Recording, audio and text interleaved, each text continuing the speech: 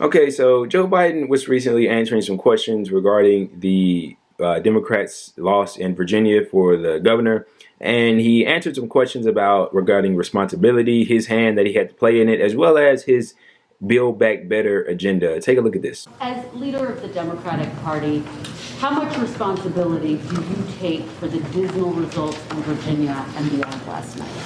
Well, look, yesterday reminded me of that one of the sacred rights we have is to be able to go out and cast our votes. And remember that we all have an obligation to accept the legitimacy of these elections. I was talking to Terry to congratulate him today. He got 600,000 more votes than any Democrat ever has gotten. We brought out every Democrat about there was, more votes than ever has been cast for a Democratic incumbent. I'm not incumbent, a Democrat running for governor. And no governor in Virginia has ever won when he's of the same or he or she's the same party as the sitting president. What I do know is, I do know that people want us to get things done. They want us to get things done. And that's why I'm continuing to push very hard for the Democratic Party to move along and pass my infrastructure bill and my Build Back Better bill. I think if we, look, think about what we're talking about here. People are upset and uncertain about a lot of things, from COVID to school to jobs to a whole range of things, and the cost of a gallon of gasoline. And so if I'm able to pass, sign into law, my Build Back Better initiative, I'm in a position where you're going to see a lot of those things ameliorated quickly and swiftly. So that has to be done. Given what you said, do you take some responsibility, and do you think that Terry McAuliffe would have won if your agenda had passed before Election Day?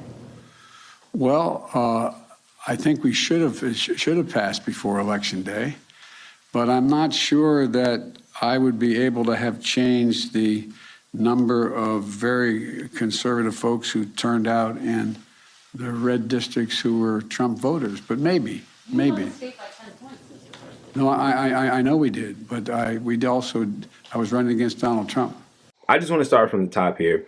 So she asked him just very blatantly, how much responsibility do you bear in this loss that the Democrats incurred? And then he goes on to give a bunch of flowery wording, as corporate Democrats typically do.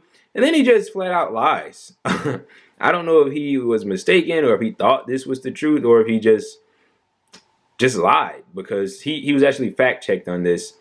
He says that no governor has ever won when he is in the same party as the sitting president. That's false. I can't think of the gentleman's name, but I did read it. It's somewhere in an article. They pointed out that during the Obama administration, a Democratic governor did win his race. Nothing else needs to be said there, obviously, because Obama was a Democratic president. So that's wrong.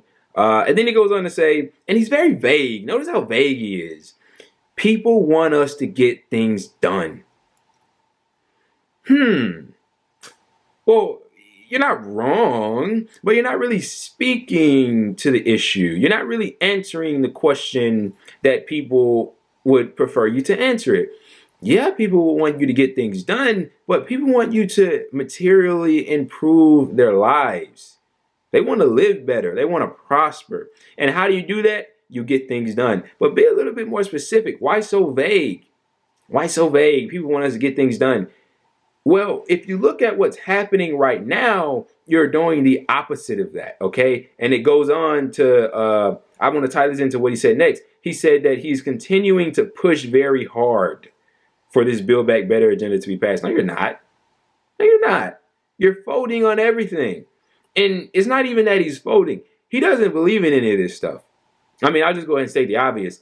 He floated out this $3.5 trillion infrastructure bill, which was already inadequate. And it had actually good stuff in it. Good stuff that the American people want. We know that from looking at the polling.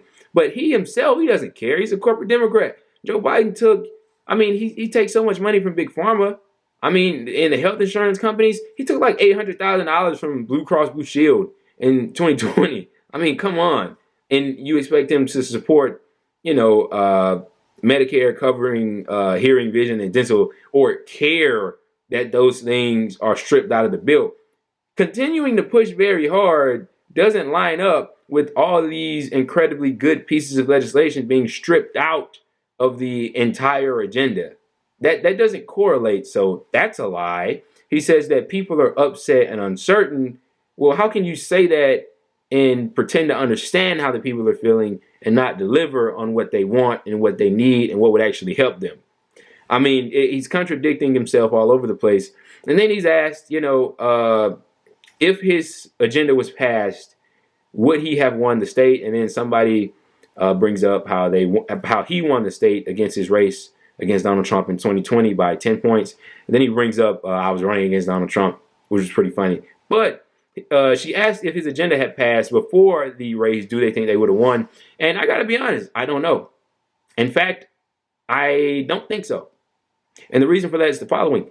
Look who the fuck they ran. Look who they ran. They ran a shill, a Democratic shill, a former he was on the board of directors for the Clinton Foundation. He's incredibly corrupt. He had no charisma. He wasn't offering anything. He didn't offer higher wages, health care, nothing. So I don't think they would have won even if that agenda got passed because the guy was so fucking terrible. Stop running lackluster candidates. But this is Joe Biden seemingly still not understanding, though maybe not on purpose. It's because he's incredibly corrupt and he doesn't want to understand what the people actually want him to do.